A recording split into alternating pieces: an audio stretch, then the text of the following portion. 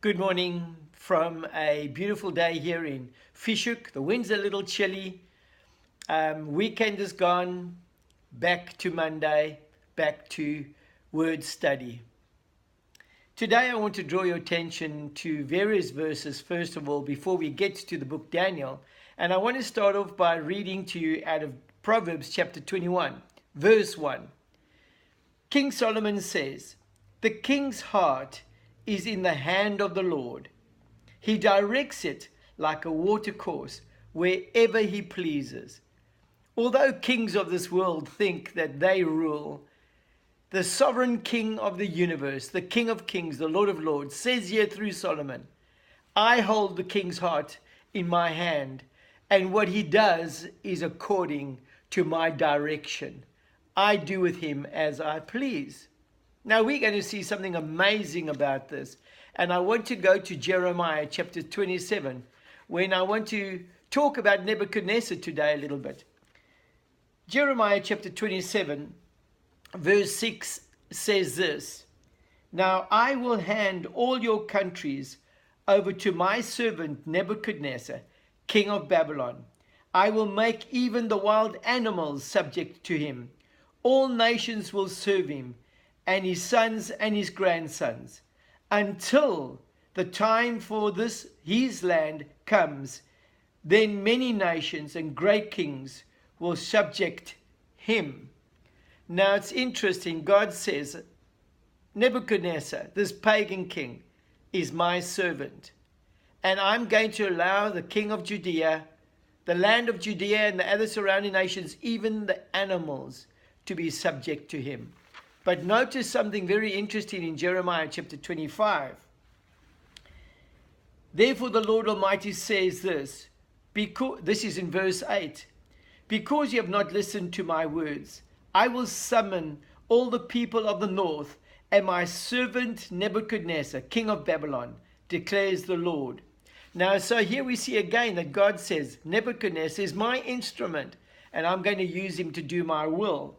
Then he says there in verse 11, "This whole country, that was the land of Judea, will become a desolate wasteland, and these nations will serve the king of Babylon 70 years.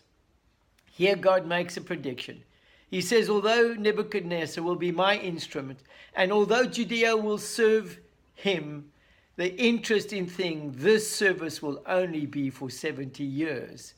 I also want you to notice something very important, that in Daniel chapter 9, we're actually going to refer to the 70 years prophetic time period of Jeremiah chapter 25.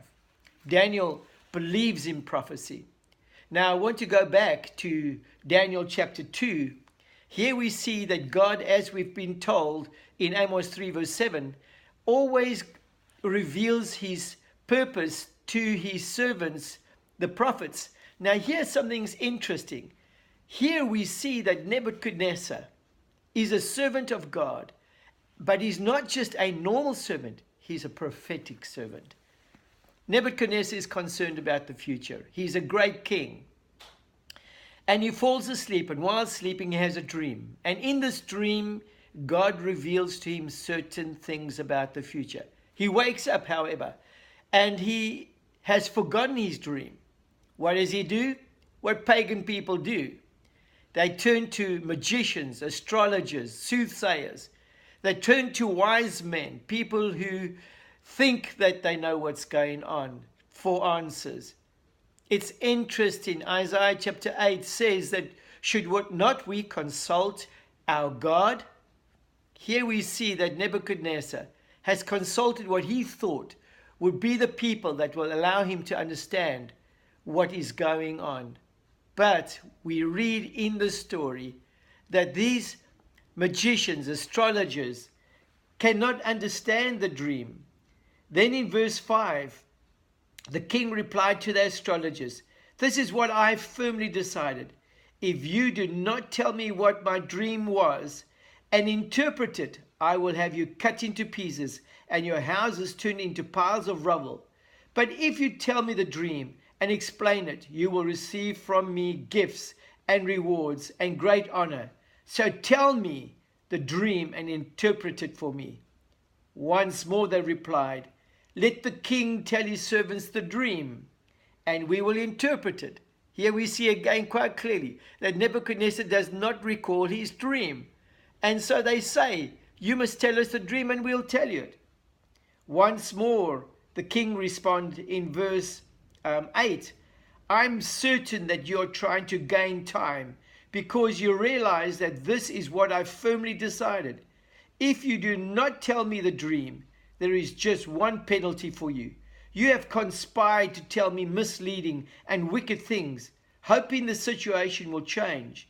So then tell me the dream, and I will know that you can interpret it for me." Here Nebuchadnezzar says, unless you can tell me the dream, I know that you have been misleading me. I know that you've been deceiving me. And if you do not tell me the dream, I will do to you what I've told you I'm going to do. Now I want you to remember that in this story, Daniel is one of the wise men. We're going to talk more about him in our next 5-minute study. Today, please turn to your Heavenly Father when you want to know what's going on. Remember that even kings are subject to him. May God bless you today.